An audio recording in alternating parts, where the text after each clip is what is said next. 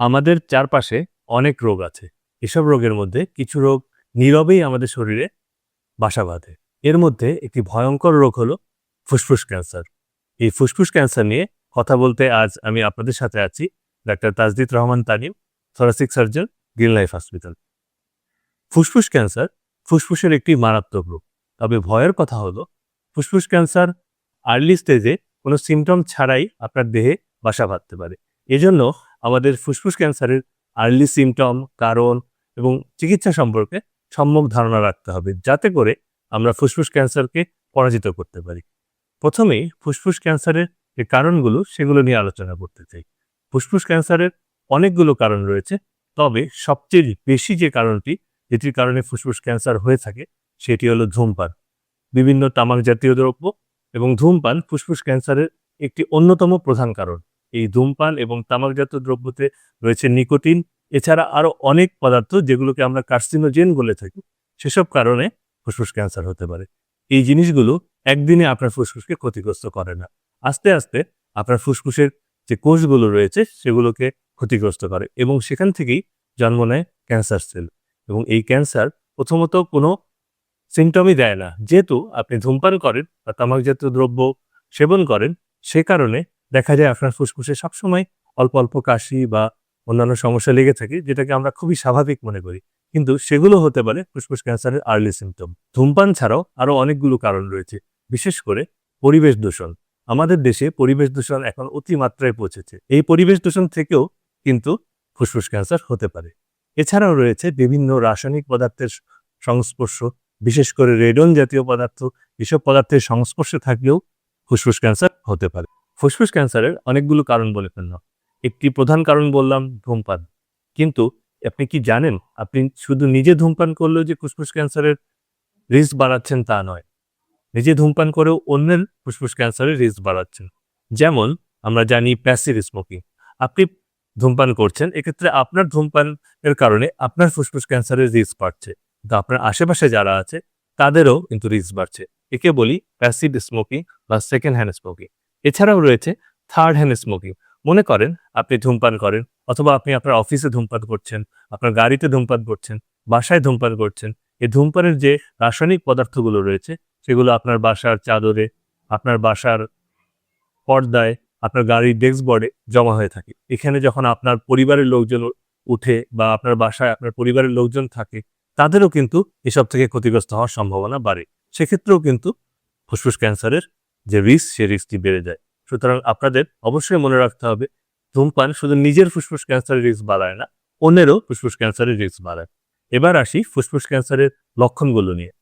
অনেক সময় ফুসফুস ক্যান্সার আর্লি স্টেজে কোনো লক্ষণ প্রকাশ নাও করতে পারে, কিন্তু কিছু কিছু লক্ষণ আছে যেগুলো দেখে বুঝতে হতে পারে ফুসফুস ক্যান্সার থাকতে পারে। ফুসফুস ক্যান্সারের জন্য আমাদের কিছু টেস্ট করানো দরকার, তখন আমরা অবশ্যই ফুসফুস ক্যান্সারের জন্য টেস্ট করিয়ে নেব। এজন্য ফুসফুস ক্যান্সারের যে সিমটমগুলো সেগুলো আমাদের জানতে হবে। ফুসফুস ক্যান্সার শরীরে বাসা বাঁধলে প্রথম প্রথম কোনো সিমটম নাও হতে পারে। হালকা কাশি, সর্দি, জ্বর এগুলো হতে পারে, টায়ার্ডনেস থাকতে পারে। এগুলোকে আমরা অনেক সময় ইগনোর করি, কিন্তু এগুলো হতে পারে ফুসফুস ক্যান্সারের একটি কারণ। বিশেষ করে আপনার কাশি যদি 3 সপ্তাহের বেশি থাকে এবং কাশির প্যাটার্ন চেঞ্জ হচ্ছে, হঠাৎ করে যে কাশিটা অল্প 1 দিন 2 দিন ছিল সেটা দেখা যাচ্ছে সপ্তাহে প্রতিদিন হচ্ছে, অথবা সকালে বেশি হচ্ছে, অথবা কাজ করার পরে বেশি হচ্ছে, 3 সপ্তাহের বেশি যাচ্ছে না, আপনি সাধারণ ওষুধ খাচ্ছেন ফার্মেসি থেকে, তারপরেও আপনার এই কাশিটা যাচ্ছে না, সেক্ষেত্রে কিন্তু ফুসফুস ক্যান্সার হতে পারে। বিশেষ করে আপনার বয়স যদি 50-এর বেশি হয়ে থাকে, আপনি যদি রেগুলার স্মোক করে থাকেন, অথবা আপনার স্মোকিংয়ের হিস্ট্রি থেকে থাকে, তাহলে অবশ্যই আপনাকে ফুসফুস ক্যান্সার চিন্তা করতে হবে। এছাড়াও ফুসফুস ক্যান্সারের একটি অন্যতম প্রধান লক্ষণ হচ্ছে কাশির সাথে রক্ত আসা। এজন্য কাশির সাথে যদি রক্ত আসে, কখনোই সেটাকে ইগনোর করবেন না, অবশ্যই একজন ডাক্তারের শরণাপন্ন হতে হবে। এছাড়াও ফুসফুস ক্যান্সারের কারণে বুকে ব্যথা হতে পারে, শ্বাসকষ্ট হতে পারে, আপনার স্বাভাবিক চলাচল ব্যাহত হতে পারে, হঠাৎ করে ওজন কমে যেতে পারে। এসব যদি কোনো একটা আপনার মধ্যে থেকে থাকে, তাহলে অবশ্যই আপনাকে ফুসফুস ক্যান্সারের জন্য টেস্ট করিয়ে নিতে হবে এবং একজন ডাক্তারের শরণাপন্ন হতে হবে। কারণ ফুসফুস ক্যান্সার যদি আর্লি ধরা পড়ে, তাহলে এর সম্পূর্ণ নিরাময় সম্ভব। ফুসফুস ক্যান্সারের অনেকগুলো সিমটম বললাম। এছাড়া ফুসফুস ক্যান্সার অ্যাসিম্পটোমেটিকও হতে পারে। এজন্য ফুসফুস ক্যান্সারের কিছু স্ক্রিনিং রয়েছে, যে আমরা যেমন অন্যান্য বিভিন্ন রোগ রয়েছে যেগুলো স্ক্রিনিং করে থাকি, হঠাৎ আমরা টেস্ট করে থাকি, দেখি যে আমার ডায়াবেটিস আছে কিনা, আমার কিডনি ভালো আছে কিনা। সেরকম ফুসফুস ক্যান্সারেরও স্ক্রিনিং রয়েছে। তবে সেটা সবার জন্য নয়।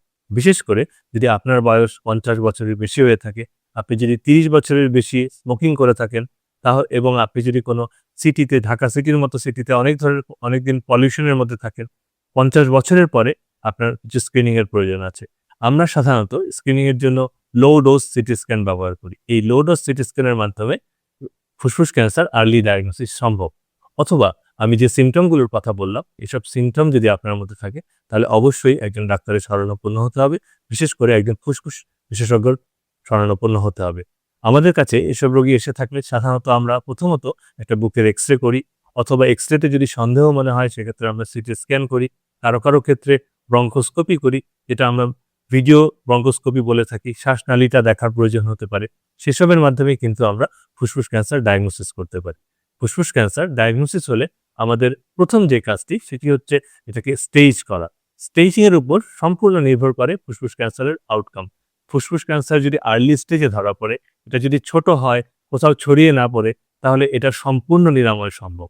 ফুসফুস ক্যান্সারের চিকিৎসার অনেকগুলো পদ্ধতি রয়েছে। তার মধ্যে একটি রয়েছে সার্জারি, একটি রয়েছে সিস্টেমিক থেরাপি, যেটাকে আমরা কেমোথেরাপি বা ইমিউনোথেরাপি বলে থাকি। এছাড়াও রয়েছে রেডিওথেরাপি। এটা সম্পূর্ণ নির্ভর করে পেশেন্ট কোন স্টেজে আমাদের কাছে এসেছে। যদি আর্লি স্টেজে একজন পেশেন্ট এসে থাকে, তাহলে সার্জারির মাধ্যমে সম্পূর্ণ নিরাময় সম্ভব। এজন্যই ফুসফুস ক্যান্সারের আর্লি স্টেজ ডায়াগনোসিসের প্রতি আমরা গুরুত্ব দিয়ে থাকি। আপনারা জেনে খুশি হবেন যে এখন বাংলাদেশে ফুসফুস ক্যান্সারের জন্য সকল সার্জারি অ্যাভেলেবল আছে। বিশেষ করে গ্রিন লাইফ হাসপাতালে আমরা সকল ধরনের সার্জারি নিয়মিত করে থাকি। বিশেষ করে ফুসফুস ক্যান্সারের জন্য যে ল্যাপারোস্কোপিক বা থোরাকোস্কোপিক পদ্ধতিতে সার্জারি, যাকে আমরা ফ্যাটস বলি, বড় করে না কেটে বুকে ছোট ফুটো করে অপারেশন করা, সেটি আমরা নিয়মিত করে থাকি। এই সার্জারির অনেকগুলো সুফল আছে। বিশেষ করে বড় কাটা লাগে না, খুব ছোট করেই ক্যামেরার মাধ্যমে আমরা এই অপারেশন করে আসতে পারি। আপনার সার্জিক্যাল যে মরবিডিটি, অপারেশনের পরে যে সমস্যা, সেই সমস্যাগুলো অনেকাংশে কমে যায়। আপনার ব্যথা অনেকাংশে কমে যায়, এবং বিশেষ করে যারা অনেক risky patient, old age patient, তাদেরও এই সার্জারি করা সম্ভব হয় এবং তাদের আউটকাম খুব ভালো। এছাড়াও ফুসফুস ক্যান্সার যদি লেট স্টেজে ধরা পড়ে, ভয়ের কোনো কারণ নেই। এর অনেকগুলো চিকিৎসা পদ্ধতি এখন রয়েছে। তবে ক্যান্সার হওয়ার আগে যদি আমরা একে প্রতিরোধ করতে পারি, সেটাই হচ্ছে সবচেয়ে বড় প্রতিকার। এজন্য ফুসফুস ক্যান্সারকে আমাদের প্রতিরোধ করতে হবে।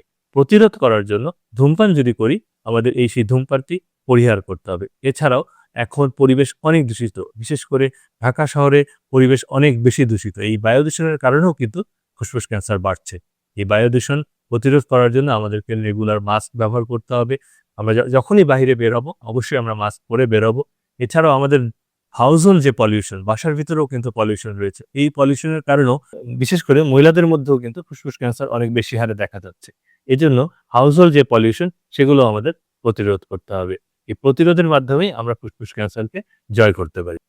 মনে রাখবেন, সচেতনতা, সময় মতো পরীক্ষা এবং সঠিক চিকিৎসা আমাদের ফুসফুস ক্যান্সারের বিরুদ্ধে সবচেয়ে বড় অস্ত্র। তাই এগুলো যদি আমরা সঠিকভাবে করতে পারি, ফুসফুস ক্যান্সারকে আমরা জয় করতে পারবো। আপনার সুস্থ ফুসফুসই আপনার সুস্থ জীবন নিরূপণ করতে পারে। ধন্যবাদ।